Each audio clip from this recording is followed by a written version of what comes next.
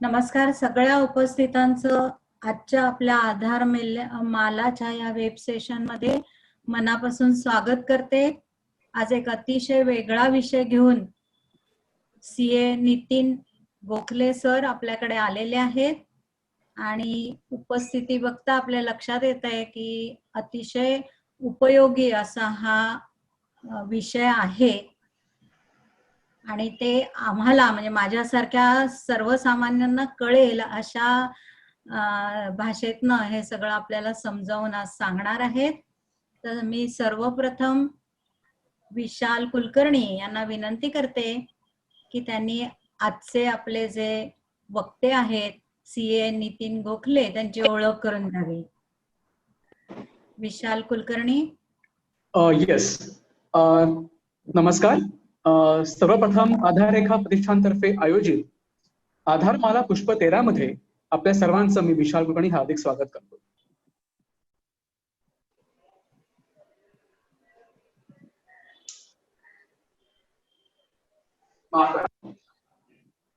आधार रेखा या संस्थेने आपणा सर्वांसाठी आरोग्यविषयक उपयुक्त आणि माहितीपर अनेक दर्जेदार व्याख्यानं आयोजित केलेली आहेत। पण हे सगळं बघताना आपल्या लक्षात एक गोष्ट नक्की येते, ते म्हणजे जसं आपल्याला शारीरिक आरोग्य महत्त्वाचं आहे त्याचप्रमाणे आपलं आर्थिक आरोग्य सांभाळणं देखील तेवढंच महत्त्वाचं आहे। आज आर्थिक आरोग्य उत्तम ठेवण्यासाठी काय करावं लागेल हे सांगण्यासाठी आधार रेखा आपल्यासाठी घेऊन आलेली आहे आयकर वजावट आणि आरोग्य या विषयावरील व्याख्यान। आणि यासाठी आपल्याला मार्गदर्शन करण्यासाठी लाभलेले आहेत सीए नितीन गोखले। आणि सरांना डॉक्टर ऑफ वेल्थ असं म्हटलं तर वावग ठरणार नाही। सरांबद्दल थोडी एक संक्षिप्त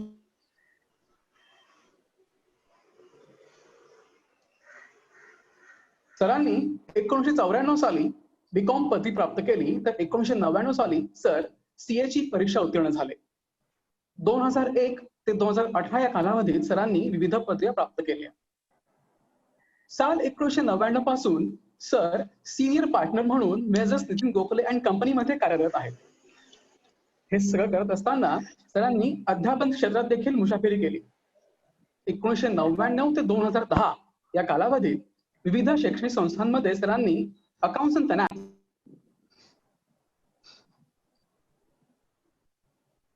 bank of India, state bank of India यांसारख्या नामांकित बँकांच्या पॅनलवर सरांच्या फर्मनी काम पाहिलेलं आहे। सरांची firm GST, income tax, service tax, project finance, company audits या सगळ्या क्षेत्रात सेवा पुरवतात। त्याचबरोबर अश्वमेध प्रतिष्ठान या पब्लिक ट्रस्टचे सर फाउंडर मेंबर देखील आहेत। आणि हे सर्व करत असताना सरांनी कार्टूनिंग, फोटोग्राफी, ट्रॅव्हलिंग, म्युझिक यांसारखे देखील छंद जोपासलेले आहेत। आणि आज मला नक्की सांग आधार रेखा आपल्याला या आर्थिक आरोग्याकडे आपण कसं लक्ष दिलं पाहिजे यावर व्याख्यान आयोजित केलेलं आहे। चला तर मग जाणून घेऊया सरांकडून आर्थिक आरोग्याकडे कसं लक्ष द्यावं। Sir, over to you. Thank you Vishal, माझं इंट्रोडक्शन करून दिल्याबद्दल। सर्वप्रथम मी आधार रेखा संस्थेचे सर्व पदाधिकारी विश्वस्त यांचे मी आभार मानतो की त्यांनी आज मला इकडे संधी उपलब्ध करून दिली आहे। आणि मला माहिती आहे की आज जे कोणी आपल्या या परिसंवादामध्ये सामील झालेले आहेत ते प्रत्येक जण आपापल्या क्षेत्रामध्ये दिग्गज लोक आहेत। तर सर्वप्रथम मी तुम्हाला सर्वांना नमस्कार करतो। आणि मी हे सांगू इच्छितो की मी देखील तुमच्यासारखा मी अजूनही विद्यार्थीच आहे। आणि कारण रोज नवीन नवीन गोष्टी पेपरमध्ये येतात, नोटिफिकेशन्स येतात, त्याचा अभ्यास सतत सुरू ठेवण्याचा आमचा प्रयत्न असतो। त्यामुळे आज जे काय मी माझं थोडंफार अल्प जे माझं नॉलेज आहे ते मी तुमच्याशी शेअर करण्याचा प्रयत्न करत आहे। आजचा जो विषय आपण निवडला आहे तो आहे इन्कम टॅक्स डिडक्शन्स आणि हेल्थ, म्हणजे आयकर वजावट आणि आरोग्य। तर ऍक्च्युली तसं बघायला गेलं तर आरोग्य आणि आयकराचा संबंध म्हटलं तर फार जवळच आहे आणि म्हटलं तर नाही पण आहे।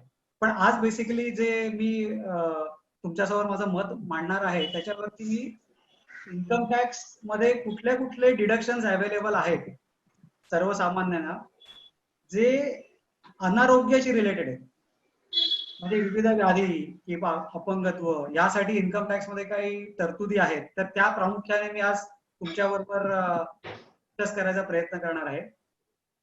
तर सर्वप्रथम मी सांगू इच्छितो की इन्कम टॅक्स मध्ये आपलं जे काही उत्पन्न आपलं करप्राप्त असतं त्या उत्पन्नातनं आपल्याला काही एक्झम्पशन्स आणि डिडक्शन्स प्राप्त होतात.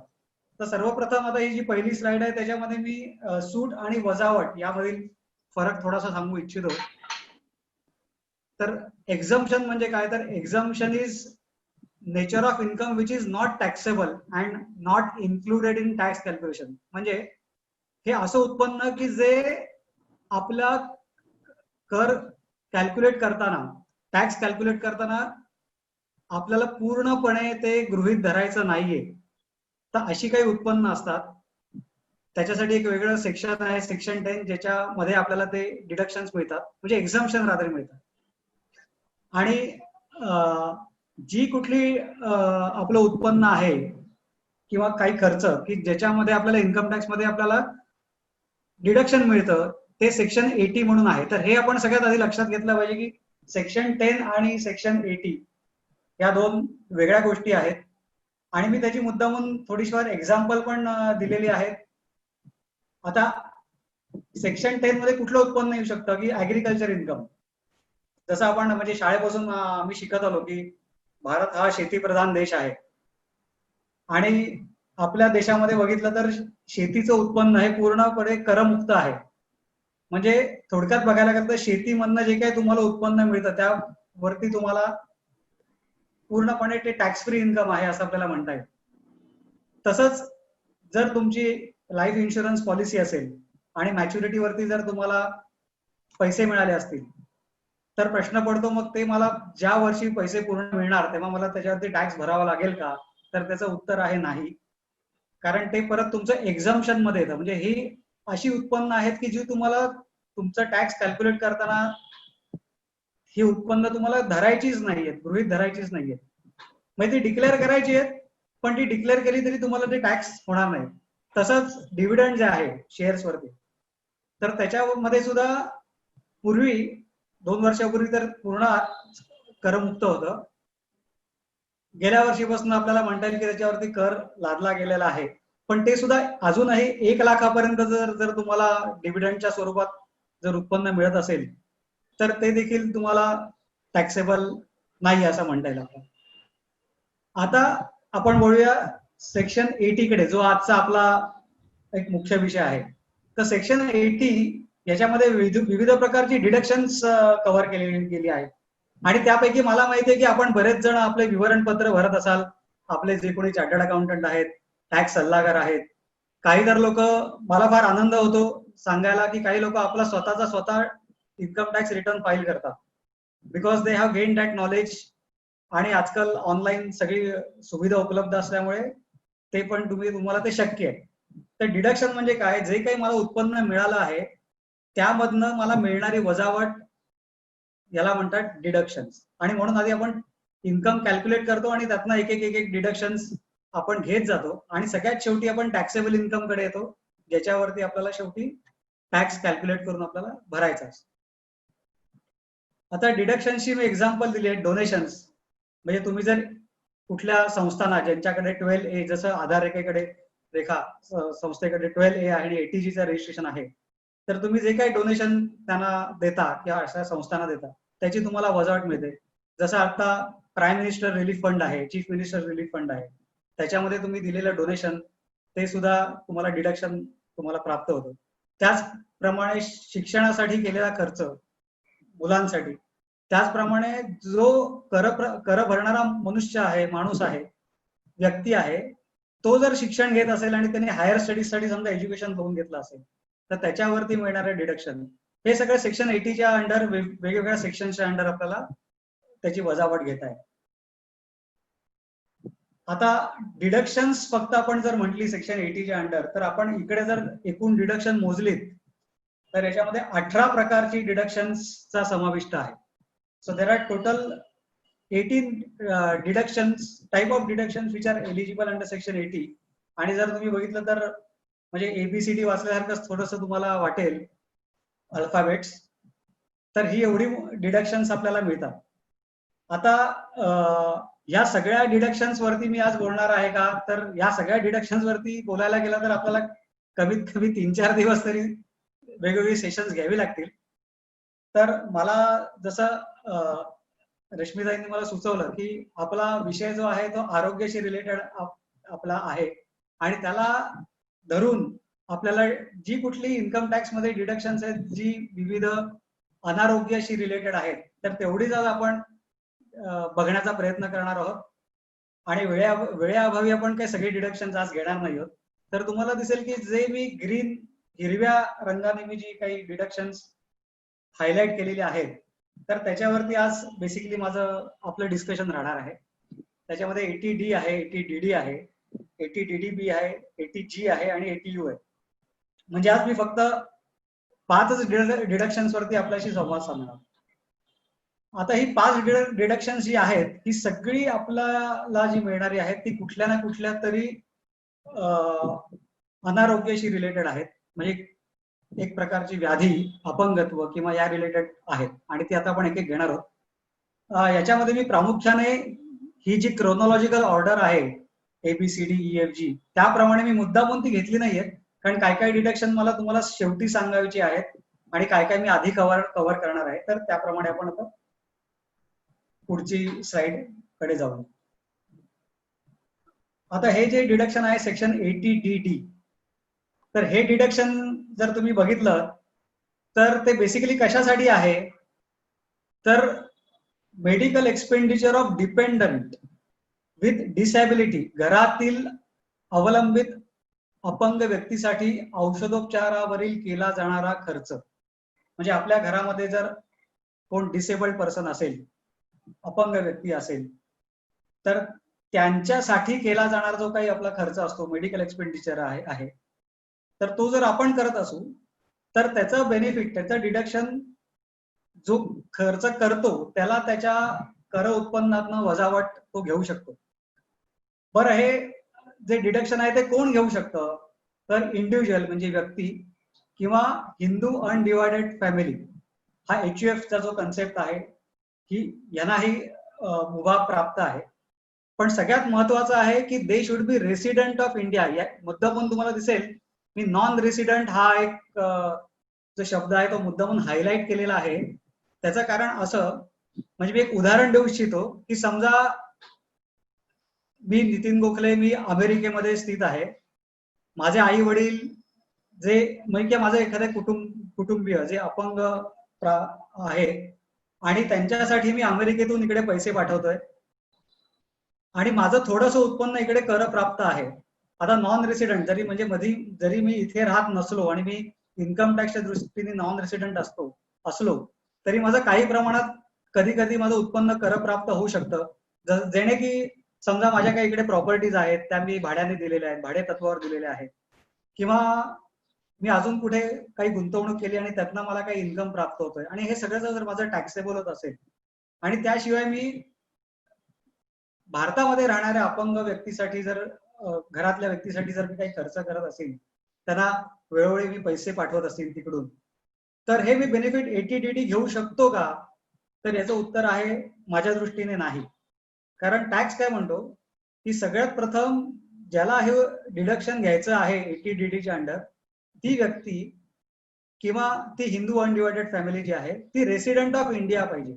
म्हणजे फक्त फिजिकली ती भारतात स्थित असं नाही, तर इन्कम टॅक्स मध्ये जी काही रेसिडेंटची जी डेफिनेशन दिलेली आहे, म्हणजे फॉर एक्झाम्पल की जर तुम्ही 182 पेक्षा जास्त दिवस भारतामध्ये असाल आणि याआधी काही वर्ष तुम्ही भारतामध्ये स्थित असाल तर इन्कम टॅक्सच्या दृष्टीने तुम्हाला रेसिडेंट समजले जातात, तरच तुम्ही ते घेऊ शकता. आणि त्याचप्रमाणे हा कुठल्या प्रकारचा खर्च याच्यामध्ये समाविष्ट आहे, तर अपंग व्यक्तीसाठी जर ट्रीटमेंट तुम्ही काही देत असाल, त्याचप्रमाणे त्यांना काही ट्रेनिंग देत असाल, रिहॅबिलिटेशन ट्रीटमेंट देत असाल, तर यासाठी तुमचा दरवर्षी जो काही होणारा खर्च आहे त्या खर्चाची वजावट तुम्हाला तुमच्या उत्पन्नातनं तुम्हाला सेक्शन 80 DD च्या अंतर्गत तुम्हाला ती वजावट तुम्ही प्राप्त करू शकता. आता यामध्ये सगळ्यात अजून एक दुसरा शब्द जो आहे ज्याच्यावरती मी मुद्दामून हायलाइट केलेला आहे तो म्हणजे डिपेंडंट. तर डिपेंडंट त्याच्यामध्ये त्यांनी काय म्हटलं, the person who is dependent upon the family from your family. तर याच्यामध्ये स्पाऊस येतात, म्हणजे नवरा असेल तर बायको आणि बायको असेल तर नवरा, असं स्पाऊस आले. मुलं आली, आई वडील आली, त्या व्यक्तीचे भाऊ किंवा बहीण यांचा देखील त्याच्यामध्ये समाविष्ट आहे. आणि त्याचप्रमाणे हिंदू अनडिवायडेड फॅमिली म्हणून एक संकल्पना आहे. ही संकल्पना इन्कम टॅक्स मध्ये सुद्धा एक वेगळी व्यक्ती म्हणून समजली जाते. HUF म्हणतात त्याला. आणि HUF च्या अंतर्गत जर HUF चं वेगळं उत्पन्न असेल तर त्या HUF ला सुद्धा सेक्शन 80D च्या अंतर्गत तुम्हाला वजावट मिळू शकते. म्हणून त्याला हिंदू अविभाजित कुटुंब असं त्याला म्हटलेलं आहे. आता HUF हा जो विषय निघाला आहे तर या म्हणजे त्याबद्दल मी थोडं सांगेन की HUF म्हणजे काय किंवा कधी फॉर्म होते. तर HUF हा जो कन्सेप्ट आहे तो तेव्हा अस्तित्वात येतो जेव्हा तुमचं लग्न होतं.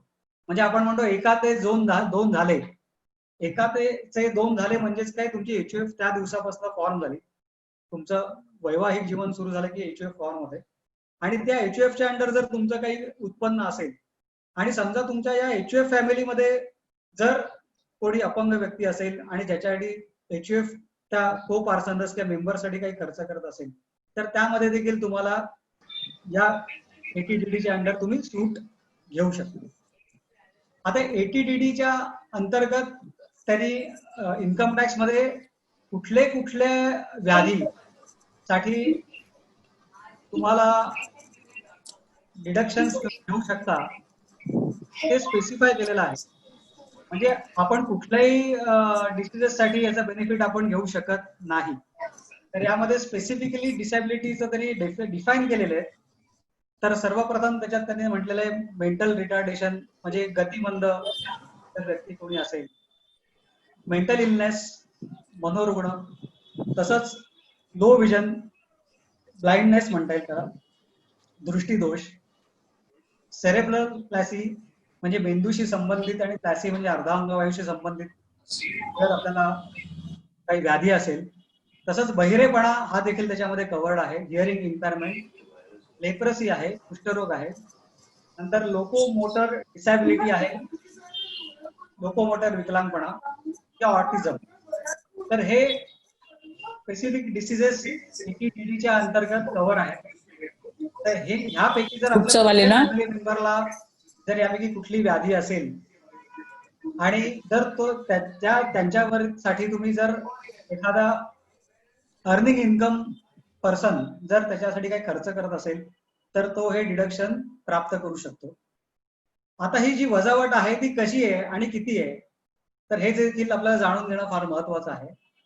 तर ₹75,000 ही वजावट आहे अ पर्सन विथ डिसॅबिलिटी आणि deduction ₹1,25,000 for a person with severe disability. म्हणजे आता याच्यामध्ये जर तुम्ही बघितलं तर इन्कम टॅक्सने याच्यामध्ये दोन कॅटेगरीज केलेल्या आहेत, एक डिसॅबिलिटी आणि सिव्हिअर डिसॅबिलिटी. आता डिसॅबिलिटी आणि सिव्हिअर डिसॅबिलिटी मध्ये परत आपल्याला कळलं पाहिजे की एक्झॅक्टली काय आहे. तर डिसॅबिलिटी म्हणजे काय की ज्यांचं अपंगत्व 40% जास्त आहे पण व्याधी किंवा अपंगत्व 80% कमी आहे, त्याला आपण डिसेबल्ड पर्सन इन्कम टॅक्सच्या दृष्टीने आपण म्हणू शकतो. आणि सिव्हिअर डिसॅबिलिटी म्हणजे काय तर जी डिसॅबिलिटी आपली 80% जास्त आहे, तर 80% जास्त जर बहिरेपणा असेल किंवा अपंगत्व असेल किंवा दृष्टीदोष असेल फॉर एक्झाम्पल, तर ही अशी व्यक्तीसाठी जो काही आपला केला गेलेला खर्च जो असेल जो आपण करत आहोत त्या व्यक्तीसाठी, तर आपण 1.25 लाखापर्यंत इन्कम टॅक्स आपल्याला डिडक्शन वजावट देते. आता 40% जर कमी असेल तर काय, हा एक प्रश्न तुमच्या मनात येऊ शकतो सगळ्यांच्या. तर अनफॉर्च्युनेटली इन्कम टॅक्स मध्ये 40% जर कमी डिसॅबिलिटी असेल तर अजून तरी त्याच्यासाठी काही 80DD च्या अंतर्गत या सेक्शनच्या अंतर्गत काही वजावट दिलेली नाहीये. त्यामुळे हा जर सेक्शन बघितला तर हा सेक्शन सर्वसामान्यपणे कोणासाठी ऍप्लिकेबल होतो तर where the disability is more than 40%. हे आपल्याला लक्षात ठेवावं लागेल. आता हे जे सेक्शन आहे ATDD, तर आता 40% 80% हे ठरवणार कोण, हा एक महत्वाचा प्रश्न आहे. तर त्यासाठी इन्कम टॅक्स मध्ये एक फॉर्म आहे, फॉर्म नंबर 10IA. तर हा जो फॉर्म आहे बेसिकली, या फॉर्म मध्ये आपल्याला हे डॉक्टरांकडनं भरून घ्यायचा असतो हा फॉर्म. अगदी पूर्वी मला आठवतंय इन्कम टॅक्स मध्ये एक प्रोव्हिजन होती की फक्त तुम्ही गव्हर्नमेंटच्या हॉस्पिटल मधूनच सिव्हिल सर्जन किंवा जर चीफ मेडिकल ऑफिसर असेल तिथले, तर त्यांच्याकडनंच हे सर्टिफिकेट तुम्हाला घ्यावं लागायचं. पण आता ती तरतूद थोडी शिथिल केली आहे. आता ती तरतूद पुढे काय आहे, काय शिथिलता आहे ते आपण पुढे बघणार आहोत. तसंच त्याचप्रमाणे हा फॉर्म दरवर्षी भरून घ्यायची गरज नाही. नॉर्मली, मी शब्द वापरतोय normally, it is once in life time. पण अगेन त्या सर्टिफिकेट वरती अवलंबून आहे, कारण त्या सर्टिफिकेट जेव्हा आपण आता पुढे ते नमुना बघणार आहोत, तर त्या सर्टिफिकेट मध्ये काही कॉलम असे आहेत की जो डॉक्टर हे सर्टिफिकेट इश्यू करतो त्याच्यावरती अवलंबून आहे की हे सर्टिफिकेट एकदाच देऊ शकतो का वारंवार काही वर्षानंतर पुन्हा त्या रुग्णाची तपासणी करून पुन्हा त्याच्यामध्ये काही सर्टिफिकेट मध्ये बदल करणं आवश्यक आहे का, हे आपण बघणार आहोत. तर हा फॉर्म 10IA हा फार महत्वाचा आहे. हा सेक्शन ATDD साठी आपल्याला जेव्हा बेनिफिट घ्यायचा असतो तो. बरं, हा फॉर्म कुठल्याही फॉर्मॅटमध्ये आपण देऊ शकतो का? जसं आपण म्हणजे डॉक्टर असतात त्यांच्या जे लेटरेड असतं त्याच्यावरती ते प्रिस्क्रिप्शन आपल्याला लिहून देतात, त्याप्रमाणे कुठल्याही डॉक्टरकडनं आणि कोणाकडनं कुठल्याही त्याच्यामध्ये ते लिहू शकतात का शब्दांमध्ये? तर नाही. तर हा स्पेसिफिक फॉर्म आहे, त्या फॉर्म जसा छापलेला आहे इन्कम टॅक्स रूल्स मध्ये त्याप्रमाणेच तो द्यायचा आहे. आणि तसंच हा फॉर्म जो आहे तो अजून एक आपण पुढे सेक्शन बघणार आहोत, सेक्शन ATU. तर हा फॉर्म दोन्हीसाठी आपल्याला उपयोगी पडतो, ATDD सेक्शन साठी बेनिफिट घेण्यासाठी, तसंच ATU साठी. आता हा फॉर्म कोण सर्टिफाय करू शकतं? जसं मी मगाशी म्हटलं की पूर्वी फक्त सिव्हिल सर्जन आणि तुम्हाला सिव्हिल हॉस्पिटल मधनच तो सर्टिफाय करून घ्यावा लागायचा. पण त्याच्यात अनेक अडचणी लोकांसमोर यायला लागल्या. सरकारला पण वेळोवेळी लोकांनी निवेदनं पाठवली की यातनं काहीतरी मार्ग काढा. आणि कालांतराने इन्कम टॅक्स डिपार्टमेंटने याच्यात सूट अशी दिलेली आहे आपल्याला की ज्या तज्ञ डॉक्टरांकडे आपली ट्रीटमेंट चालू आहे त्या तज्ञ डॉक्टरांकडनं हा फॉर्म आपण भरून घ्यायचा आहे. They will certify the form आणि once they issue us the certificate we can take the deduction under the section. त्याच्यामध्ये न्यूरोलॉजिकल डिसीजेस जर असतील तर न्यूरोलॉजिस्ट आहेत. बेसिक त्यांचं जे डिग्री आहे ती डॉक्टर ऑफ मेडिसिन पाहिजे आणि it should be recognise by the medical council of India. हे सगळ्यात महत्वाचं आहे. मेडिकल काउन्सिल ऑफ इंडिया अधिकृत जे डॉक्टर्स आहेत त्यांच्याकडनं ते आपल्याला सर्टिफिकेट घ्यायचं आहे. मॅलिग्नंट कॅन्सर्स असतील तर oncologist is the specialist person who will issue the certificate. तसंच एड्स असेल तर it can be issued by a general or medical practitioner, again equivalent degree which is recognise by the medical council of India. आता इकडे medical council of इंडियाने recognise केलेली degree हा शब्द आहे. आता सध्या आपण बघितलं तर कालांतराने असं लक्षात येत आहे आपल्या की विविध क्षेत्रातल्या पॅथीमध्ये प्रॅक्टिस करणाऱ्या डॉक्टर्सना सुद्धा आता गव्हर्नमेंट हळूहळू परमिशन्स देत आहे. They can be treated as recognise doctor. So असं म्हणता येईल की काही दिवसानंतर किंवा other medical practitioners who are recognise by medical council of India they will be also eligible to issue this certificate. तसंच जर किडनी फेल्युअर किंवा रिनल फेल्युअर रिलेटेड प्रॉब्लेम असेल तर नेफ्रोलॉजिस्ट जे आहेत ते हे सर्टिफिकेट देऊ शकतात. नंतर हेमाटॉलॉजिकल डिसऑर्डर्स, त्याच्यामध्ये जर आपण बघितलं तर हिमोफिलिया कवर्ड आहे, थॅलेसेमिया आहे. यासाठी देखील हेमॅटॉलॉजी मध्ये जे प्रॅक्टिस करणारे डॉक्टर्स आहेत, स्पेशालिस्ट आहेत, ते हे सर्टिफिकेट देऊ शकतात. आता मी जे काही तुम्हाला जी डिसिजेसची नावं सांगितली, रोगांची नावं सांगितली, व्याधींची नावं सांगितली, तर ही अशीच्या अशी इन्कम टॅक्स मध्ये डिफाईन केलेली आहेत, सांगितली गेली आहेत. तर याच्या व्यतिरिक्त आपण कुठल्याही प्रकारचे जर व्याधी असतील तर त्याच्यासाठी आपण सर्टिफिकेट हे ग्राह्य ठरणार नाही किंवा हे सेक्शन ठरणार नाही. त्यामुळे हे सगळे जे डिसिजेस आहेत, ज्या व्याधी आहेत त्या स्पेसिफिक आहेत, हे आपल्याला लक्षात घेणं फार गरजेचं आहे.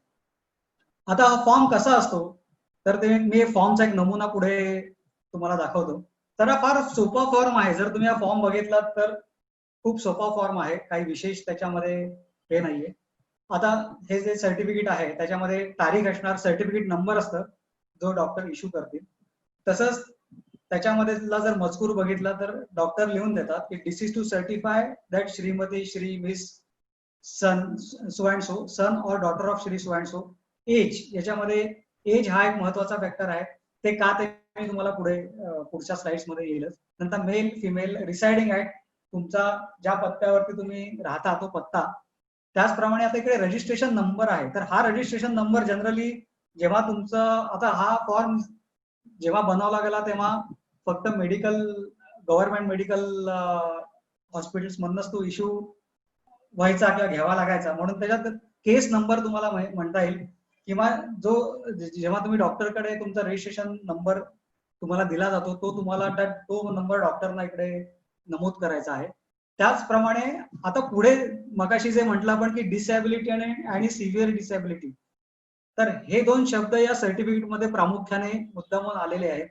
तर डॉक्टरांना तिकडे स्पेसिफाय करायचं की ही डिसॅबिलिटी सिव्हिअर आहे का नाहीये, म्हणजे 80% पेक्षा जास्त आहे का 40 ते 80 आहे का 40 पेक्षा कमी आहे. आणि ऑटिझम, सेरेब्रल पॅल्सी, मल्टिपल डिसॅबिलिटी हे परत त्यांना तिकडे लिहायचं आहे. आता पुढची जर जी लाईन आहे, सेंटेन्स आहे, तो फार महत्वाचा आहे. त्याच्यामध्ये त्यांनी म्हटलंय this condition is progressive, non progressive, likely to improve, not likely to improve. तर हे फार महत्वाचं आहे की इकडे स्पेसिफिकली इन्कम टॅक्स ची असे त्यांचे गाईडलाईन्स आहेत की हे डॉक्टरांना तिकडे नमूद करायचं आहे. आणि पुढे त्यांनी फार महत्वाचा सेंटेन्स आहे की reassessment is recommended or not recommended after a dash period of months or years. म्हणजे मगाशी जे म्हटलं की एका स्लाइड मध्ये मी तुम्हाला once in a life time म्हटलं होतं, तर ऍक्च्युअली खूपदा हे once in a life time असतं, पण अगेन इट डिपेंड्स डॉक्टरांवरती आहे. जर त्यांना वाटलं की व्याधी आता 80% कमी आहे आणि तर ते त्याच्यामध्ये पिरियड स्पेसिफाय करतील की इतक्या महिन्यानंतर किंवा इतक्या वर्षानंतर पुन्हा रुग्णाची आपल्याला तपासणी करणं गरजेचं आहे, त्या रुग्णाला हे सर्टिफिकेट पुन्हा घेणं गरजेचं आहे. आणि ज्या वर्षी डिसॅबिलिटीचं प्रमाण बदलेल, समजा ते डिसॅबिलिटी नॉर्मल पासून सिव्हिअर मध्ये गेली, तर त्याप्रमाणे त्या वर्षापासून वजावट देखील बदलणार आहे, हे आपल्याला लक्षात घेणं फार इकडे महत्वाचं. परत address of the government hospital, qualification वगैरे मगाशी ज्या गोष्टी मी सांगितल्या त्या या फॉर्म मध्ये ऑलरेडी आहेत. बरं, हा फॉर्म मला कुठे सबमिट करायचा आहे का, तर अगदी पूर्वी जेव्हा मॅन्युअल रिटर्न फायलिंग होतं, म्हणजे आपल्याला सगळे कागदपत्र विवरणपत्राला जोडून आपल्याला इन्कम टॅक्स ऑफिस मध्ये जावं लागायचं फिजिकली, आणि मग तिथे तो फॉर्म वरती आपल्याला स्टॅम्पिंग करून घ्यावं लागायचं. तेव्हा तो काळ असा होता की तुम्हाला प्रत्येक गोष्ट तिकडे ओरिजिनल किंवा त्याची certified true copy, attested copy जोडावी लागायची. पण आता ऑनलाईनच्या जमान्यामध्ये हा फॉर्म तुम्हाला फक्त तुमच्याकडे ठेवायचा आहे, तुम्हाला तो कुठेही जोडायचा नाहीये. आणि जर उद्या इन्कम टॅक्स डिपार्टमेंटला वाटलं की बाबा आपण या फॉर्मची पडताळणी करून घ्यावी, तर इन्कम टॅक्स डिपार्टमेंट तुम्हाला त्याप्रमाणे कम्युनिकेट करेल किंवा तुम्हाला एक लेटर पाठवेल आणि मग तुम्हाला ते सर्टिफिकेट तुम्हाला त्यांच्या डिपार्टमेंटकडे घेऊन जायचं. तोपर्यंत हा फॉर्म भरून घेऊन तुमच्याकडेच तुम्हाला फाईलमध्ये ठेवून द्यायचा आहे. आता ATDD नंतर ATDDB हे एक दुसरं सेक्शन आहे. हे पण त्याच्याच अनुषंगाने किंवा त्याच रिलेटेड आहे. तर त्याच्यामध्ये काय म्हटलंय आपण आता बघूया. तर ATDDB काय म्हणतो, medical expenditure of self or dependent with specified diseases, म्हणजे स्वतः किंवा अवलंबून रुग्णासाठी औषधोपचारासाठी केला जाणारा खर्च. आता मगाशी ATDD आणि ATDDB मध्ये फरक जर तुम्ही बघितला तर स्वतः हा शब्द तिकडे नव्हता, आणि ATDD जो होता तो फक्त तुमच्यावरती जे कोण अवलंबून व्यक्ती आहे त्यांच्यासाठी केला जाणारा खर्चची तरतूद आहे होती. याच्यामध्ये तुम्ही स्वतः डिसेबल्ड आहात आणि शिवाय तुम्ही अवलंबून असलेल्या रुग्णासाठी किंवा व्याधीग्रस्त फॅमिली मेंबरसाठी जर तुम्ही खर्च करत असाल तर तिथेही तुम्हाला तरतूद मिळण्याची मुभा उपलब्ध करून दिली आहे. त्याच्यामध्ये कोण कोण आहे, स्वतः व्यक्ती, स्पाऊस, मुलं, आई वडील, व्यक्तीचे भाऊ किंवा बहीण, आणि तसंच परत हिंदू अनडिवायडेड फॅमिली. पुन्हा इकडे रेसिडेंट ऑफ इंडिया फार महत्वाचा शब्द आहे. नॉन रेसिडेंटना हे बेनिफिट ATDDBच्या अंडर मिळू शकत नाही. आता यातील जर वजावट बघितली तर यातील वजावटीची रक्कम आणि एटीडीडी मधील वजावटीची रक्कम मध्ये खूप फरक आहे. आता एटीडीडीबी काय म्हणतो, तर lower of the amount is allowed as a deduction.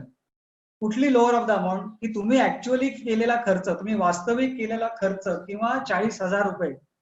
आता हे 40,000 हे वार्षिक आहे. सगळीकडे जरी मी पर ॲनम लिहायचं विसरलोय, ते लिहिलं नाहीये, तरी इकडे सगळीकडे आपल्याला पर ॲनमच वाचायचा आहे. तर हा सगळा तो जो खर्च आहे एटीडीडीबीच्या अंडर, तर तुम्ही ऍक्च्युअल केला गेलेला खर्च किंवा 40,000 पेक्षा जास्त असेल तर 40,000 पर्यंत सीमित एवढं डिडक्शन हे वजावट तुम्हाला एटीडीडीबीच्या अंतर्गत मिळतं. पण जर जी डिपेंडंट व्यक्ती आहे ज्याच्यासाठी तुम्ही खर्च करत आहात, ती जर सिनियर सिटीजन किंवा सुपर सिनियर सिटीजन असेल, तर त्यासाठी तुम्हाला 1 लाखापर्यंत डिडक्शन मिळू शकतं. आता सिनियर सिटीजनची व्याख्या मी सांगत नाही, कारण आता सगळ्याच लोकांना माहिती आहे. पण मी इकडे एक गोष्ट सांगू इच्छितो की कैक वर्ष सिनियर सिटीजनची जी व्याख्या इन्कम टॅक्स मध्ये होती ती 65 वर्ष होती. जर तुम्हाला बरेच जण जे विवरणपत्र आज कैक वर्ष भरतायत, तर ते 65 वर्ष होती. त्यासाठी लोकांनी परत इन्कम टॅक्स डिपार्टमेंटला वेळोवेळी पत्र लिहिली आणि मग इन्कम टॅक्स डिपार्टमेंटने ते 65 वर्ष जे होतं ते त्याने आता 60 वरती पुन्हा आणलेलं आहे. त्यामुळे 60 years and above is senior citizen आणि 80 इयर्स अँड अबाव म्हणजे 80 वर्ष पूर्ण ज्यांचं झालेलं आहे त्यांना आपण सुपर सिनियर सिटीजन कॅटेगरीमध्ये इन्कम टॅक्स येतात असं आपण म्हणू शकतो. परत हे डिडक्शन तुमचं कौटुंबिक तुमची रचना कशी आहे त्याप्रमाणे येतं. आता तसं बघायला गेलं तर 40,000 ही रक्कम खूपच कमी आहे असं तुम्हाला सगळ्यांना वाटेल. आणि माझी देखील इच्छा आहे की ही 40,000 ही जी रक्कम वार्षिक आहे ती इन्कम टॅक्सने खरंच वाढवावी, कारण आता 40,000 ही रक्कम फारच किरकोळ झालेली असं माझं स्वतःचं मत आहे. तर लवकरच ही वाढेल, त्या अनुषंगाने आपण देखील प्रयत्न करू आणि ती रक्कम नक्कीच वाढवावी अशी माझी इच्छा आहे. तर एटीडीडीच्या अंतर्गत रक्कम 75,000 आणि 1.25 लाख होती. एटीडीडीबीच्या अंतर्गत 40,000 आणि 1 लाख अशी वजावट आहे. आता एटीडीडीबी मध्ये ज्या व्याधी आहेत त्या कुठल्या कुठल्या आहेत, तर हिमॅटॉलॉजिकल डिसऑर्डर्स, रक्तवाहिन्यांसंबंधीचे विकार, थॅलेसेमिया आहे, हिमोफिलिया आहे, एड्स, परत मॅलिग्नंट कॅन्सर्स, घातक कर्करोग. आणि इथे तुम्हाला अजून काही व्याधी आहे त्याच्यामध्ये ऍडिशनल दिसतील. Neurological diseases, motor neuron disease याच्यामध्ये येतं, क्युरिया, नंतर एप्सिया, डिमेन्शिया म्हणजे स्मृतिभ्रंश, हा जो आजकाल आपण थोडं जास्त प्रमाणात आपल्याला निर्देशनास येतं की वयोवृद्धच असं नाही, पण बिकॉज ऑफ द स्ट्रेस तरुण मंडळींमध्ये सुद्धा हा डिमेन्शिया हळूहळू रुजतोय, शिरकाव करतोय असं आपल्याला म्हणता येईल. पार्किन्सन डिसीज, पार्किन्सन रोग जर असेल, त्याचप्रमाणे डायस्टोनिया मस्क्युलरम डिफॉर्म्स हा याच्यामध्ये कव्हर्ड आहे. अटॅक्सिया आहे, हेमिबॅलिझम आहे आणि त्याचप्रमाणे सीकेडी म्हणता येईल म्हणजे क्रोनिक किडनी फेल्युअर किंवा तीव्र मूत्रपिंड जर बिघाड झालेला असेल तर ह्या रिलेटेड साठी तुम्हाला जे डिडक्शन आहे ते या एटीडीडीबीच्या अंतर्गत तुम्हाला मिळू शकतं. आता एटीडीडीबी मध्ये एक फार चांगली बदलाव याच्यामध्ये आला की एटीडीडीबी सेक्शनच्या अंडर या ज्या मगाशी मी व्याधींची आपण हे बघितली लिस्ट बघितली, तर त्याच्यामध्ये आमूलाग्र बदल हा आहे की जे ATI सर्टिफिकेट घ्यावं लागायचं ते आता इन्कम टॅक्स डिपार्टमेंटनी शिथिल केलेलं आहे. आता आपल्याला एटीडीडीबीच्या अंतर्गत जर डिडक्शन घ्यायचं असेल तर आपल्याला फॉर्म 10IA भरण्याची आवश्यकता नाही. फक्त स्पेशालिस्ट जे कोणी डॉक्टर आहेत, तज्ञ डॉक्टर आहेत, त्यांनी प्रिस्क्रिप्शन जरी असेल आपल्याकडे आणि त्यांनी प्रिस्क्रिप्शनच्या स्वरूपात तिथे जरी आपल्याला स्पेसिफाय करून दिलं तरी या बेसिसवरती आपण हे डिडक्शन घेऊ शकतो. फॉर्म भरायची 10IA भरायची अजिबात आवश्यकता नाहीये. पण एक सगळ्यात महत्वाची गोष्ट मी इकडे सांगू इच्छितो की आपला जो काही मेडिकल वरती झालेला जो काही खर्च आहे म्हणजे बिल्स, मेडिकल बिल्स ओरिजिनल, ती आपल्याला 5 वर्ष सांभाळून ठेवायची आहे. म्हणजे इन शॉर्ट इन्कम टॅक्सचं म्हणणं असं आहे की मागील 5 वर्षात जर कोणी जर एटीडीडीबीच्या अंतर्गत वजावट घेतली असेल तर 5 वर्षापर्यंत इन्कम टॅक्स डिपार्टमेंट तुमच्याकडे विचारणा करू शकतं आणि जर त्यांना क्रॉस एक्झामिन करायचं असेल तर ते ही बिलं ओरिजिनल हिअरिंगच्या वेळेस सादर करायसाठी आपल्याला सांगू शकतो.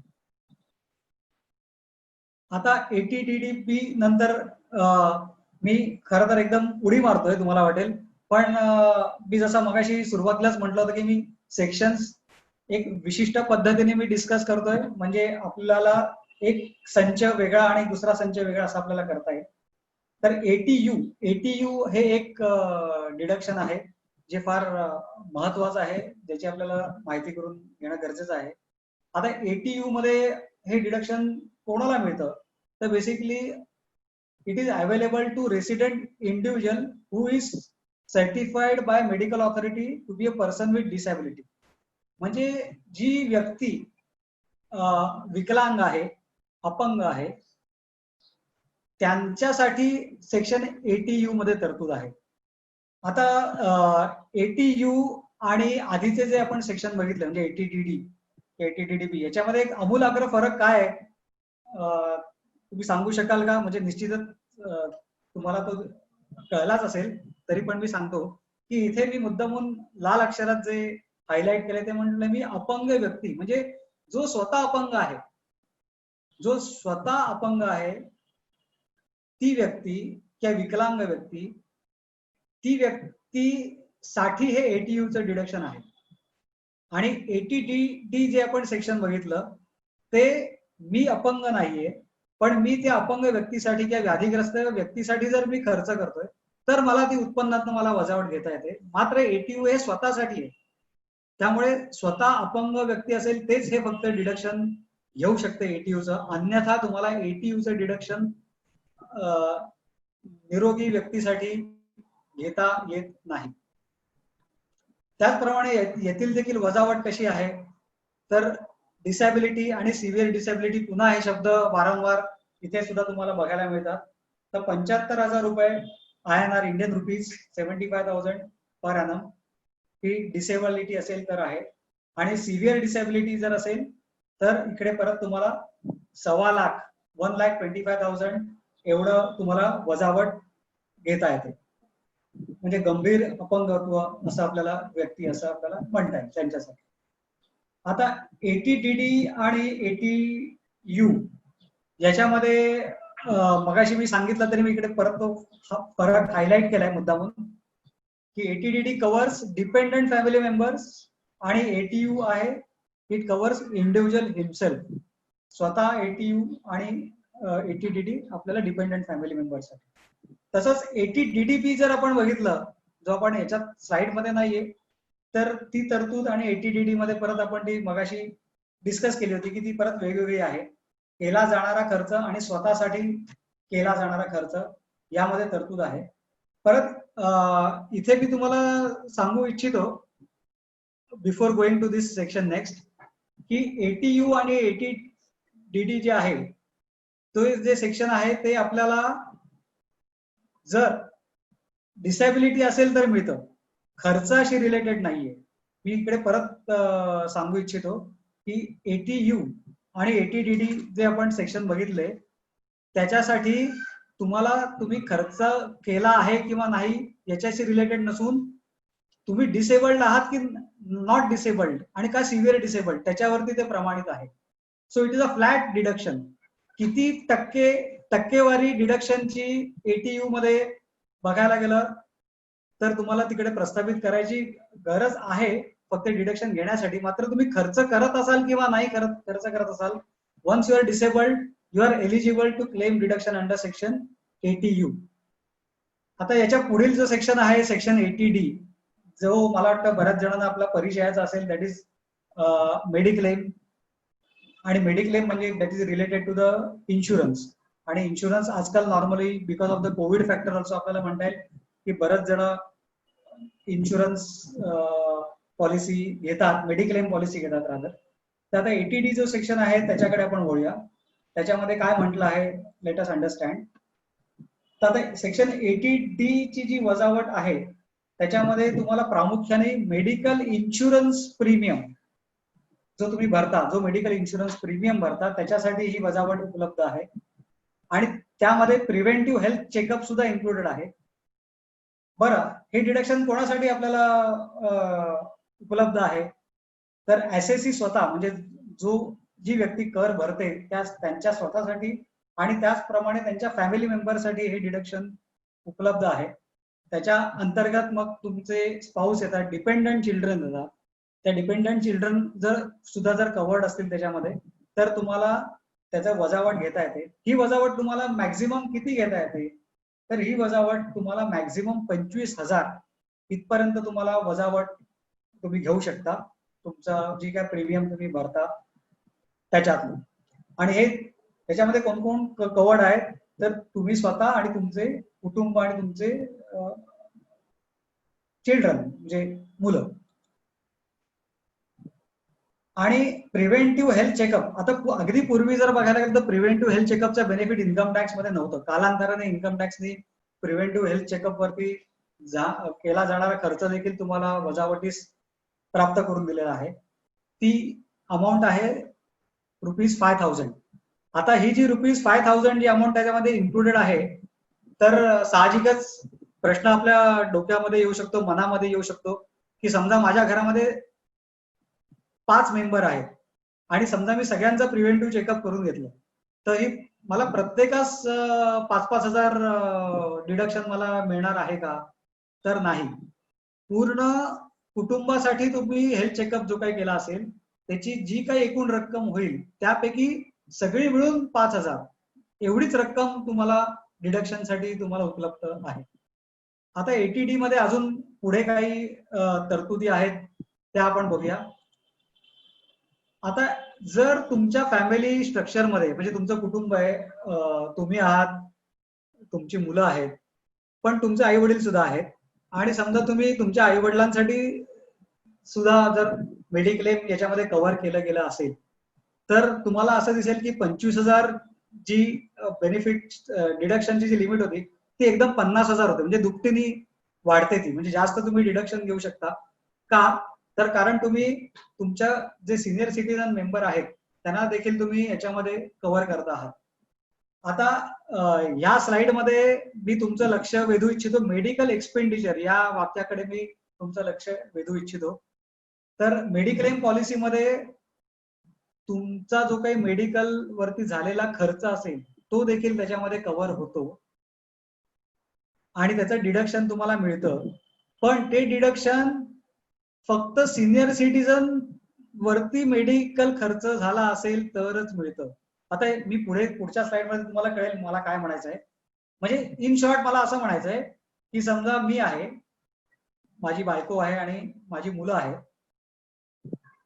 आणि माझ्या घरात समजा सिनियर सिटीजन कोणीच नाहीये, आणि मी जर मेडिकल पॉलिसी काढली आणि समजा मी 25,000 रुपये मी प्रीमियम भरला, पण त्या वर्षी मला मेडिकलचा खर्च आला जो 1 लाखापर्यंत गेला, तर मला त्या पर्टिक्युलर इयरला एटीडीच्या अंडर मला 50,000 पर्यंत लिमिट खर्च घेता येईल का? तर त्याचं उत्तर असेल नाही. कारण मेडिकल एक्सपेंडिचर जर माझ्यासाठी झाला असेल, माझ्या पत्नीसाठी झाला असेल किंवा माझ्या मुलांसाठी झाला असेल, पण आमच्यापैकी कोणीही सिनियर सिटीजन नाहीये, तर मला 25,000च लिमिट आहे. पण जर माझ्या कुटुंबामध्ये मेडिकल एक्सपेंडिचर मध्ये जर सिनियर सिटीजन असेल इन्व्हॉल्ड, तर सिनियर सिटीजन असल्यामुळे मला ती मेडिकल एक्सपेंडिचरची लिमिट 50,000 पर्यंत मिळते. हे बारकावे आपल्याला लक्षात घेणं फार गरजेचं आहे एटीडीच्या अंडर. आता त्यासाठी मी एक गोष्ट थोडीशी सोपी करून देण्याच्या दृष्टीने हा एक चार्ट बनवला आहे. आता हा चार्ट कदाचित आपल्याला जास्त त्याच्यावरती समजण्यास सोपा जाईल. आता पर्सन कव्हर्ड, तर कोण कोण कव्हर्ड आहे याच्यामध्ये? तर सेल्फ आणि फॅमिली, स्वतः आणि कुटुंब जर कव्हर्ड आहे तर डिडक्शन लिमिट आहे माझी 25,000 त्या वर्षाला वजावट. 5,000 प्रिव्हेंटिव्ह हेल्थ चेकअप, म्हणजे तसं म्हटलं तर 25,000 आणि 5,000 आपण पटकन 30,000 मनामध्ये त्याची बेरीज करतो. पण टोटल डिडक्शन मला किती मिळणार आहे माझ्या इन्कम टॅक्सच्या रिटर्न मधनं? तर 25,000च मिळणार आहे. कारण मगाशी आपण बघितल्याप्रमाणे 5,000 ही त्याच्यामध्ये कव्हर्ड आहे, 5,000 ही ऍडिशनल नाही. आता दुसरं उदाहरण असं की मी आणि माझी फॅमिली आहे, आणि शिवाय माझ्या कुटुंबामध्ये सिनियर सिटीजन आहेत, म्हणजे माझे आई वडील आहेत जे सिनियर सिटीजन आहेत, ते त्यांची सुद्धा मी पॉलिसी काढली आहे की ते मी कव्हर्ड केलेत आणि माझं प्रीमियम मी जास्त भरतोय. तर इकडे 25,000ची लिमिट झाली माझी ₹50,000.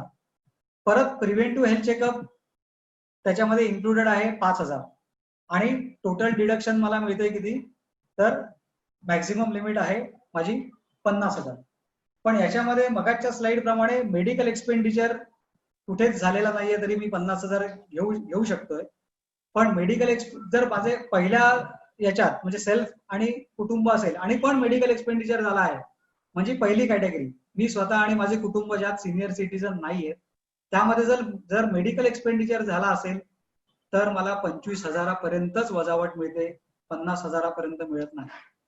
तसंच आता तिसरी कॅटेगरी आपण बघू की मी स्वतः, माझे कुटुंब, माझे पालक आणि इथे आता ज्येष्ठ नागरिक हा ऍड झालाय, जो मगाच्या याच्यात आधीच्या कॅटेगरीमध्ये नव्हता. आता तुम्ही म्हणाल वरती तुम्ही पालक म्हणता आणि खाली परत परत ज्येष्ठ नागरिक पालक म्हणतात, म्हणजे नक्की काय? तर याच्यामध्ये मी थोडंसं असं उदाहरण देऊ इच्छितो की आजकाल जर तुम्ही बघायला गेलं तर मुला मुलींचं कमवायचं जे वय आहे, पैसे कमवायचं वय आहे, ते because of the technology and because of their tremendous grasping power 20व्या वर्षी सुद्धा एखादा बिलियनर होतो किंवा जास्त पैसे कमवायला सुरुवात करतो. आता एक उदाहरण परत आपण असं घेऊया की सेकंड कॅटेगरी म्हणजे कोण, की एक कुटुंब आहे, मुलगा कमवता झालाय, 20व्या वर्षीच त्याचं करप्राप्त उत्पन्न त्याला मिळतंय आणि त्याचे आई वडील जे आहेत ते 50 वर्षाचेच आहेत आणि म्हणजे तो स्वतः 20 वर्षाचा, त्याचे आई वडील 50 वर्षाचे आणि त्यांनी स्वतःसाठी आणि आपल्या आई वडिलांसाठी मेडिकल पॉलिसी काढली. तर त्याचं मॅक्झिमम डिडक्शन किती मिळेल, तर 50,000च मिळेल. कारण या कुटुंबामध्ये सिनियर सिटीजन कोणीच नाहीये, म्हणजे कोणीही व्यक्ती अशी नाहीये की ज्यांनी 60 वर्ष वय उलटून गेलेलं आहे. आणि थर्ड कॅटेगरीमध्ये हेच असं कुटुंब जिकडे मुलगा आहे, बायको आहे, मुलं आहेत आणि त्याचे आई वडील आहेत जे ज्येष्ठ आहेत, की जे 60 वर्षावरील आहेत. तर त्यामध्ये तुम्हाला दिसेल की त्याला मॅक्झिमम मेडिक्लेम पॉलिसी जर ते प्रीमियम भरत असेल तो स्वतः अशा कुटुंब पद्धतीसाठी, तर त्याला 75,000 रुपयापर्यंत ते डिडक्शन मिळू शकतं. आता याच्यामध्ये परत मेडिक्लेम एक्सपेंडिचरचा जो भाग आहे तो याच्यामध्ये ज्येष्ठ नागरिक असल्यामुळे आणि त्या ज्येष्ठ नागरिकांसाठी जर उद्या काही मेडिकल एक्सपेंडिचर झालं आणि जरी त्यांची पॉलिसी 25,000चीच असली तरी ते 75,000 पर्यंत डिडक्शन घेऊ शकतात. आणि medical expenditure is available for any senior citizen person in the family. Medical expenditure मी शब्द वापरतो. आता एक पुढचं उदाहरण, असं उदाहरण आपण आता शेवटचं बघतोय की सिनियर सिटीजन आहेत आणि त्यांचे सिनियर सिटीजन आहेत. म्हणजे इथे मला सांगण्यास आनंद होतो की माझ्या आईचे वडील, माझे आजोबा हे 90 वर्षाचे आहेत, more than 90 years and still he is very fine. तर आपण एक असं एक्झाम्पल धरू की माझी आई सिनियर सिटीजन आहे, तिने मेडिक्लेम पॉलिसी काढली आणि तिने आपल्या वडिलांसाठी पण त्याच्यात समाविष्ट करून घेतलं, हु इज ऑल्सो सिनियर सिटीजन. म्हणजे senior citizen family have taken policy for along with senior citizen parents. तर त्यामध्ये तुम्हाला मेडिक्लेमचं डिडक्शन 1 लाखापर्यंत मिळू शकतं. आता तुम्ही म्हणाल हे कसं शक्य आहे, एवढे वर्ष आपल्याला आयुष्यवान असलेली फॅमिलीज बघायला मिळतात का आणि त्यांचं एवढं उत्पन्न असतं का? तर उत्तर आहे होय. कारण प्रॅक्टिकली बघायला गेलं तर 6 पेन्शन प्लॅन म्हणजे काय म्हणता येईल आपल्याला, पे प्लॅन लागू झाल्यापासून पेन्शनर्स पेन्शन देखील खूप वाढलेलं आहे आणि those pensioners who have crossed say more than 75 years, 80 years, even 90 years, तर त्यांचं जर पेन्शन उत्पन्न आपण बघितलं आणि सिनियर सिटीजन्सचं जर बघितलं त्या फॅमिलीचं, तर डेफिनेटली ते खूप जास्त होऊ शकतं आणि ती वजावट मिळू देखील शकते असं आपल्याला म्हणतात. आता ही जी नेक्स्ट स्लाइड आहे त्याच्यामध्ये मी थोडासा शेवटास येतोय. सेक्शन 80G म्हणून आहे. ते 80G हे जे डिडक्शन आहे हे कोणासाठी करत आपल्याला वजावट मिळते, तर अशा काही संस्था आहेत, गव्हर्नमेंट इन्स्टिट्यूशन्स आहेत, NGOज आहेत, पब्लिक ट्रस्ट आहेत, ज्या आपल्याला असं दिसेल की जे समाजातल्या असे काही लोक आहेत, डिसेबल्ड लोक आहेत, त्या पेशंट्स आहेत, त्यांच्यासाठी काही ना काहीतरी कुठल्या प्रकारे मदत करतात. स्वतःच्या पदराचे पैसे खर्च करून ते खर्च करत असतात आणि त्यांना मग जसं जसं त्यांची इन्स्टिट्यूशन मोठी होत जाते तसा त्यांना वेगवेगळे लोक जॉईन होतात. खूप लोक देखील त्यांना डोनेशनच्या स्वरूपात पैसे देतात आणि कुठून तरी हा त्यांचा जो त्यांची जी धडपड असते डिसेबल्ड लोकांसाठी काम करायची याच्यासाठी ते मदत करतात. तर अशा government institution, NGO, public trust यांना देखील जर तुम्ही डोनेशन दिलं तर ते देखील सेक्शन 80G च्या अंतर्गत तुम्हाला त्याचं बेनिफिट मिळेल. पण आता याच्यामध्ये तुम्हाला प्रामुख्याने 2 गोष्टी फार महत्वाच्या आहेत ज्या लक्षात घ्यायच्या आहेत. 100% आणि 50% डोनेशन मी मुद्दामून म्हटलंय. तर आता 100% डोनेशनचा अर्थ काय, म्हणजे मी 100 रुपये एखाद्या संस्थेला डोनेशन दिलं तर मला माझं इन्कम माझं टॅक्सेबल इन्कम माझं कॅल्क्युलेट करताना माझं उत्पन्न जर 10,000 रुपये आहे तर त्या 10,000 रुपयात मला पूर्ण 100 रुपयाची वजावट मिळेल का, तर याचं उत्तर नेहमीच होय असतं असं नाही. कारण तुम्ही कुठल्या संस्थेला ते डोनेशन देताय हे महत्वाचं आहे. आणि सेकंडली जर आपण एक ढोबळ मनाने बघायला गेलो तर ज्या काही गव्हर्नमेंट इन्स्टिट्यूशन्स आहेत, म्हणजे those institutions which are govern by the government itself, म्हणजे प्राईम मिनिस्टर योजना आहे, प्राईम मिनिस्टर केअर फंड आहे, की असे बरेच नॅशनल इन्स्टिट्यूट्स आहेत, तर त्यांना जर तुम्ही डोनेशन दिलं तर ते तुम्हाला 100% तुम्हाला डिडक्शन प्राप्त होतं. म्हणजे मी 100 रुपये दिले तर माझ्या उत्पन्नातून मी 100 रुपयाची वजावट घेऊ शकतो. पण अदर देन गव्हर्नमेंट इन्स्टिट्यूशन जर मी कुठल्या संस्थांना डोनेशन दिलं तर ते डोनेशन माझं 50%च मला त्याची वजावट केली. म्हणजे मी समजा 5,000 रुपये डोनेट केले तर मला वजावट फक्त 2,500च मी घेऊ शकतो, म्हणजे 2,500 रुपये माझे वजा होतात. पण याच्यामध्ये सुद्धा सगळ्यात महत्वाचं आम्ही सगळ्यांना सांगतो की जेव्हा तुम्ही एखाद्या संस्थेला मनोभावे रक्कम प्रदान करता, डोनेशन देता, आणि जर ती समोरची संस्था जर सांगत असेल की आम्ही रजिस्टर्ड संस्था आहोत आणि आमचं रजिस्ट्रेशन आहे, तर तुम्हाला सगळ्यात महत्वाची गोष्ट म्हणजे तुम्हाला त्यांच्याकडे रिसीट घ्यायची आहे. जर डिडक्शन क्लेम करायचं असेल तर ते महत्वाचं आहे. आणि ती जी ट्रस्ट आहे ती 12A हे एक सर्टिफिकेट आहे इन्कम टॅक्स डिपार्टमेंटने प्रदान केलेलं, आणि त्याचप्रमाणे अजून एक सर्टिफिकेट आहे ATG. हे दोन्ही सर्टिफिकेट्स त्या संस्थेकडे, नोंदणीकृत संस्थेकडे असणं फार फार महत्वाचं आहे. बरं, ते आपल्याला कसं कळेल? कारण असं आपण म्हणू शकतो की जेव्हा आपण डोनेशन देतो किंवा ज्या ठिकाणी आपण देतो तर तिथे काही आपल्याला असं पटकन क्रॉस चेक करायला काही नसतं की अशी कुठली लिस्ट गव्हर्नमेंटने अजून उपलब्ध करून दिली नाहीये की मी नाव टाका एका संस्थेचं इन्कम टॅक्सच्या साईटवर आणि लगेच मला तिथल्या तिथे कळेल. तर सगळ्यात सोपी पद्धत म्हणजे जी रिसीट तुम्हाला संस्था देते त्या रिसीट वरती त्यांचा pan number, permanent account number संस्थेचा, त्याचप्रमाणे 12A म्हणजे बेसिकली ATGचं जे सर्टिफिकेट आहे त्या सर्टिफिकेट नंबर घेणं फार गरजेचं आहे. That is very very important that we have to take in to consideration.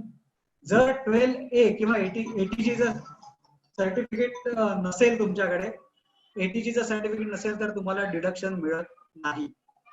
त्याचप्रमाणे हे पण आपल्याला मी इकडे आता विषय निघाला तर सांगू इच्छितो की 12A आणि ATGचं सर्टिफिकेट घेणं हे खूप मोठी एक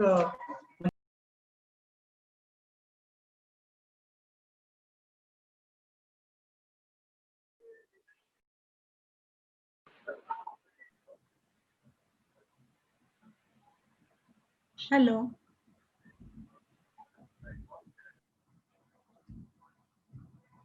मला वाटतं नितीन गोखले सरांचा. हॅलो. हा, हॅलो. हा, आता येतोय ऐकू? हो, आवाज येतोय. एक मिनिट, मी स्क्रीन शेअर करतो. हा,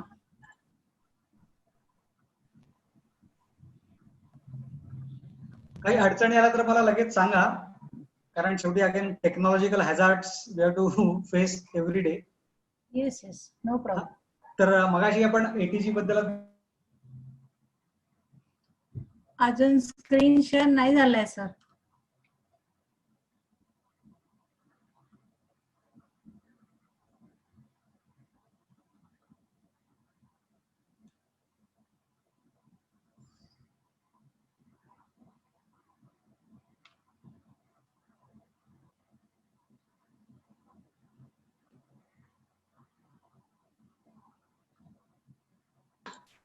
येस.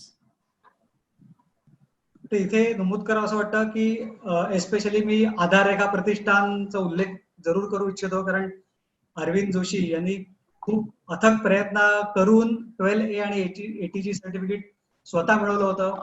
आणि ठाण्यामध्ये जेवढ्या संस्था आहेत त्याचं जे रजिस्ट्रेशन ऑफिस आहे ते जरी ठाण्यामध्ये असलं तरी central office for them is Pune.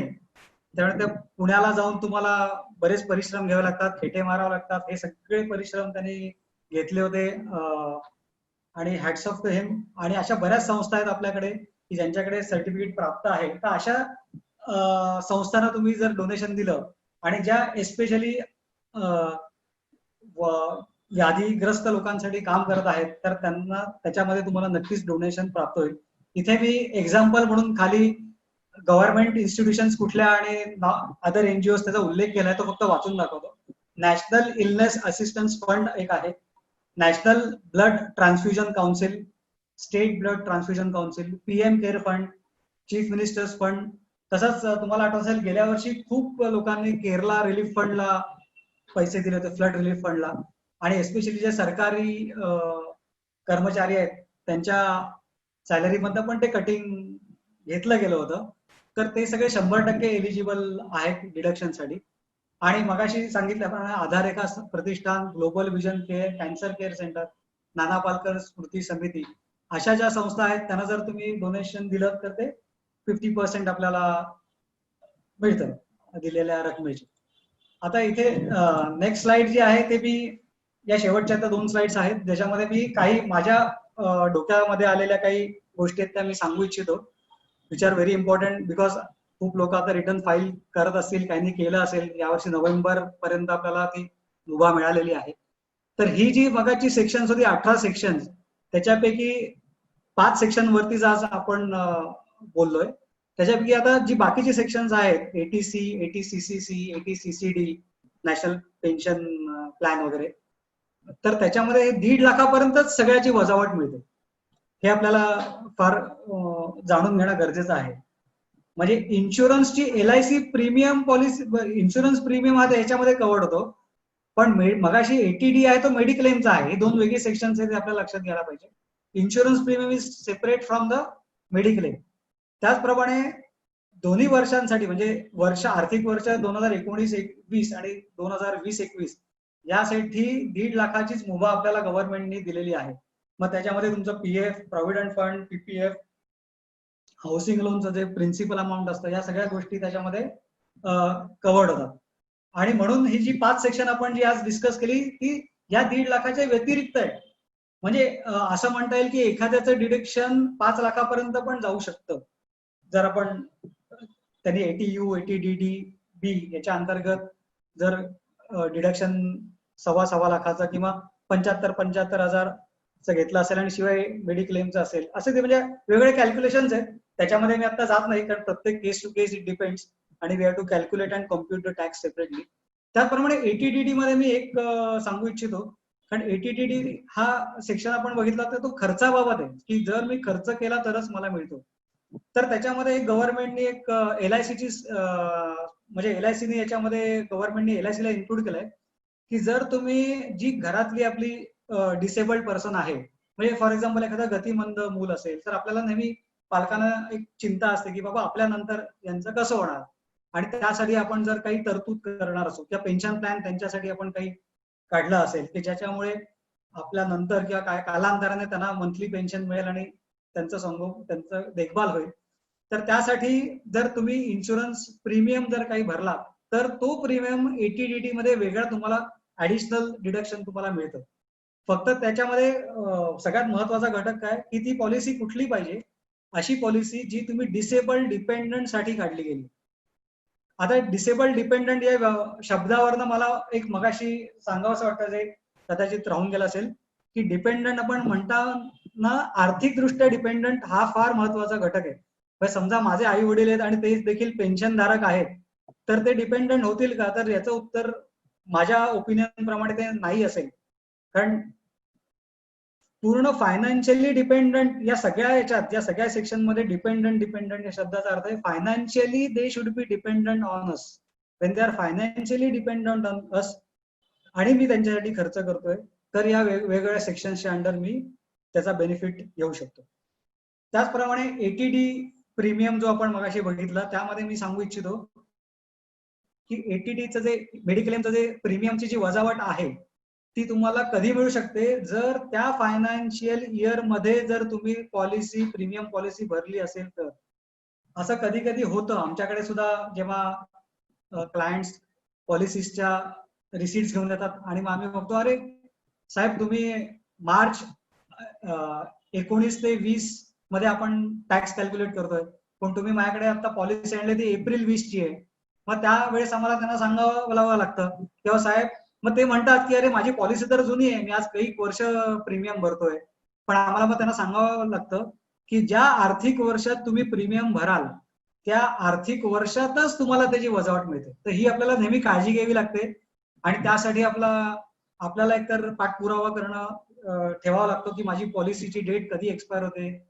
त्याचप्रमाणे आपले जे एजंट असतात, आपलेच ओळखीचे व्यक्ती असतात, तर ते सुद्धा मी बघितलं वेळोवेळी फोन करून सांगतात की बाबा तुमची पॉलिसी मार्चच्या आधी तुम्ही प्रीमियम भरा. आता याला एक अपवाद आहे जो मी आता एक सांगू इच्छितो या वर्षीसाठी, की नॉर्मली आता जे आर्थिक वर्ष संपलं एप्रिल 2019 ते 31 मार्च 2020, त्याचं आपल्याला विवरणपत्र आता आपल्याला इन्कम टॅक्स रिटर्न्स भरायचे. तर लॉकडाऊनमुळे काय झालं की खूप लोकांना प्रीमियम पॉलिसीज भरताच आल्या नाहीत, मेडिक्लेमच्या किंवा इतर काही अनुषंगाने, कारण सगळ्या ऑफिसेसच बंद होती, शक्यच नव्हतं घराबाहेर पडणं. तर म्हणून या वर्षासाठी 19-20 या आर्थिक वर्षासाठी जर 31 जुलै पर्यंत जरी तुम्ही तुमचे प्रीमियम किंवा तुमचे इन्व्हेस्टमेंट्स केल्या असतील तर त्याचं डिडक्शन तुम्ही आता मागच्या विवरणपत्र भरताना आर्थिक वर्षासाठीचं जे आहे 19-20 त्यासाठी तुम्ही ते बेनिफिट घेऊ शकता. ही एक आपल्याला गव्हर्नमेंटने फॅसिलिटी दिली आहे. मात्र 31 जुलै नंतर जर भरला असेल तुम्ही आता ऑगस्ट मध्ये वगैरे, तर मग मागच्या वर्षात घेता येणार नाही, ते आपल्याला करंट इयर मध्ये वजावट घेता येईल, ज्याचं कॅल्क्युलेशन 31 मार्च संपल्यानंतर विवरणपत्राचं होईल. त्याचप्रमाणे याच्यामध्ये अजून एक महत्वाची गोष्ट अशी आहे की जर तुम्ही आता मेडिक्लेम पॉलिसीज बघितल्या तर आता तुम्हाला अशी तर सूट आहे एक प्रकारे इन्शुरन्स कंपन्या देतात की तुम्ही एकदम 3 वर्षाचा पण प्रीमियम भरू शकता. म्हणजे आता हे माझं चालू वर्ष 20-21 आहे, तर 20-21, 21-22 आणि 22-23 समजा मला माहिती आहे की दरवर्षी जर तुम्ही आता बघितलं असेल तर मेडिक्लेम इन्शुरन्स हा अमाऊंट एकदम वाढतच जाते. आणि पॅन्डेमिक किंवा आत्ताच्या सिच्युएशन मध्ये बघायला गेलं तर मेडिक्लेम कंपनीज, माझा असा स्वतःचा अंदाज आहे की हे दरवर्षी आता प्रीमियम भरपूर वाढण्याची शक्यता जास्त आहे. कारण शेवटी when they have to settle the claim they have to give money to people. तर खूप लोक आता काय करतील की मी 3 वर्षाचा आता जर मला थोडं डिस्काउंट मध्ये मला मिळतंय इन्शुरन्स प्रीमियम भरायला तर मी आता भरून टाकेल. पण मग प्रश्न असा होतो की मी आता एकदम 1 लाख भरले, आता या वर्षीची तर माझी तरतूद बाकी सेक्शनमुळे माझी झाली आहे, तर 1 लाख मला आता पूर्ण क्लेम करायचं नाहीये, कारण त्याच्यामध्ये असं धरून चालू की 50,000 रुपये म्हणजे पुढल्या वर्षीचे. तर इथे आपल्याला आपले टॅक्स कन्सल्टंट आहेत त्यांना आपल्याला सांगायला पाहिजे की बाबा मी आता 1 लाख रुपये जे भरलेत ना त्यातले 50,000च या वर्षाचे म्हणून मी भरलेत आणि पुढच्या वर्षीसाठी जे मी 50,000 भरलेत त्याचं बेनिफिट मला पुढल्या वर्षीच्या याच्यात घ्यायचंय. तर हे तुम्ही काळजीपूर्वक विवरणपत्रचं म्हणजे टॅक्स कॅल्क्युलेट करताना, इन्कम टॅक्स रिटर्न विवरणपत्र भरताना त्याची काळजी घेतली पाहिजे. नंतर एक फार महत्वाची गोष्ट जी डोनेशन्सच्या बाबतीत मी सांगू इच्छितो की असं खूपदा होतं की आपण एखाद्या संस्थेला भेट देतो आणि तिकडे भेट दिल्यानंतर तेव्हा आपल्याला असं वाटतं की मला त्यांचं कार्य खूप आवडलंय आणि पटकन आता मला एकदम 5,000 रुपये त्यांना डोनेशन द्यायचंय, माझ्याकडे पैसे आहेत आणि मी पटकन माझ्या पाकिटात हात घालतो आणि मी 5,000 रुपये एक फुलाची पाकळी म्हणून त्यांना डोनेशन देतो. आता ह्याच्यामध्ये एक आमूलाग्र बदल जो आपल्याला लक्षात घ्यायला पाहिजे की इन्कम टॅक्सनी कॅश ट्रान्झॅक्शन कमी करायसाठी ही एक महत्वाची तरतूद आणलेली आहे की जर तुम्ही कॅश मध्ये डोनेशन 2,000 पेक्षा जास्त दिलं असेल, ती संस्था पण एटीजी रजिस्टर्ड आहे, 12A रजिस्टर्ड, मान्यता प्राप्त आहे, सगळं आहे, तरी तुम्हाला डिडक्शन फक्त 2,000 रुपयापर्यंतच मिळेल. डिडक्शन पण नाही म्हणता येणार, एलिजिबल अमाऊंट. म्हणजे मी 5,000 रुपये दिले पण समजा मी अशा संस्थेला दिले की जिकडे मला डिडक्शन 50%च मिळणार आहे, तर मला ऍक्च्युअल डिडक्शन 1,000 रुपयेच मिळणार आहे. का? कारण मी कॅश मध्ये डोनेशन दिले. तर हे कृपया सगळ्यांना नी लक्षात घेतलं पाहिजे, संस्थांनी पण लक्षात घेतलं पाहिजे, संस्थांनी पण लोकांना सांगितलं पाहिजे की 2000 पेक्षा जर जास्त रक्कम तुम्ही देऊ इच्छित असाल तर ती रक्कम तुम्ही कृपया आम्हाला चेकद्वारे किंवा एनईएफटी द्वारे ई पेमेंट द्वारे आम्हाला द्यावी. 2000 पेक्षा खालील रक्कमच आम्ही कॅश मध्ये स्वीकारू, जेणेकरून तुम्हाला देखील त्याचा फायदा मिळेल आणि तुम्हाला त्याची वजावट देखील त्या वर्षी प्राप्त होईल. तर आजच्या या परिसंवादात मी हे पॉइंट कव्हर करण्याचा एक प्रयत्न केला आहे.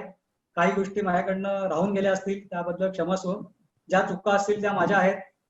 जे समजलं असेल ते तुमची ज्ञान ग्रहण करण्याची क्षमता जास्त असल्यामुळे तुम्ही ते ग्रहण केलं असं मी समजतो. आणि पुन्हा एकदा तुमच्या सगळ्यांचे आभार मानतो.